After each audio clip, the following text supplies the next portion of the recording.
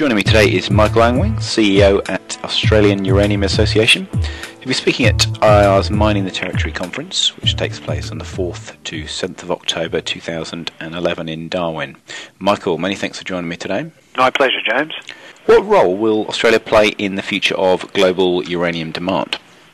Well, with the world's largest uranium endowment, Australia is set to play a very large role in supplying future uranium demand. Currently, we supply about 20% of the world's uranium. We have 40% of the world's uranium, in fact, so that's the opportunity we face, is to bridge that gap, and we're currently punching under our weight a bit, but with the development of projects in Western Australia and the development of the Olympic Dam project, and ultimately I think the opening up of uranium mining on the east coast of Australia, I think in the long term we are very well placed to assume our role as the world's premier uranium supplier.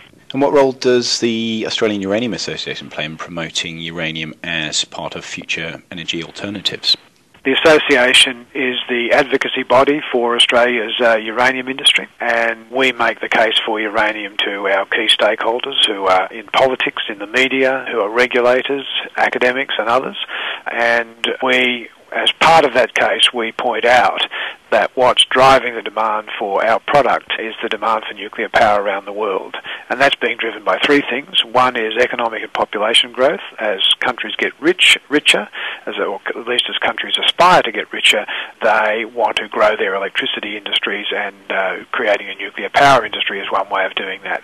Secondly, because countries also want energy security, so they want a diverse supply of electricity, or diverse sources for their electricity supply at least. And thirdly, because of climate change, and nuclear power is a very clean source of electricity, and that's the third reason why countries are growing their nuclear power industries.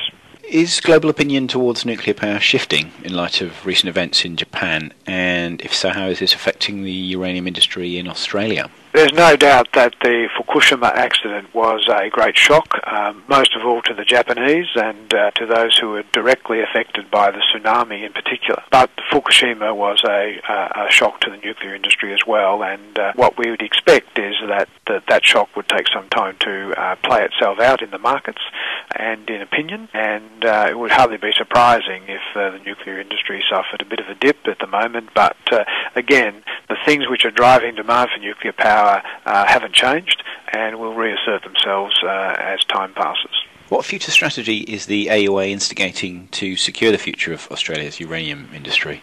Our strategy is to make the case on a research basis and using facts, but at the same time understanding that facts don't always cut through and people need reassurance as well as facts. So it's the way in which the members of our association deal with their stakeholders, broadly speaking, will shape the way that those stakeholders behave towards our industry. So we set out both to educate our stakeholders but also to listen to them and listen to their genuine concerns and respond to those.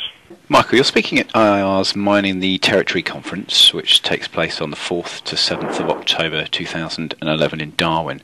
What will be the focus of your presentation? What I'd like to speak about in October, James, is the current state of the development of the uranium industry in Australia, and in particular I'd like to talk about the Northern Territory and some of the challenges that we'd face there, and I'd like to put that in the context of the drivers of the global demand for uranium and the challenges that face our industry and the nuclear industry following the accident at Fukushima. Michael Angwin, many thanks for your time today. Thank you, James.